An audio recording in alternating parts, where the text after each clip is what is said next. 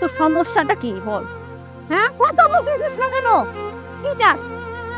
আমি স্বামী সংসার না করে আমি তোর সাথে সাথে ঘুরি? কি চাস তুই? কেন কথা বলিস আমার সাথে? কেন কন্ট্যাক্ট করিস? কেন কল করিস আমাকে? দূরে থাকতে পারিস না? জানিস না আমার বিয়ে হয়ে গেছে, আমি অন্য মানুষের বউ। তুই এখন থেকে আমাকে কোনো ধরনের কোনো কন্ট্যাক্ট করবি না। ফোনে লাইনটা কাটলি না কেন তুই পরপর? তুই তো সব শুনলি কেটে দিলিস না কেন লাইনটা? আমার প্রবলেম না এটা না, তুই তোর হাজবেন্ডের সাথে থাকিস। আমার প্রবলেম এটাও না যে আমি তখন ফোনের লাইনে ছিলাম। আমার ভালোবাসার মানুষটা ইচ্ছার বিরুদ্ধে যা যা করতেছি এটা আমি নিতে পারতেছি না। তুই চলে আয় আমার কাছে, আমরা অনেক ভালো থাকবো।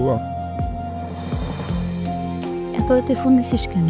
তোর কণ্ঠ শুনতে মন চেয়েছে জন্য ফোন দিছি। এত রাতে ফোন কথা বলা তো অনেক বড় প্রবলেম, বুঝতেছিস না? এখন জিসান দেখে ফেললে ডিভোর্স দেবে দেখ। আমি বিয়ে করবো তোরে। জামাই রে সিরিয়াস না, তুই জানাস কর আর তুই আমি ঘুমাই না।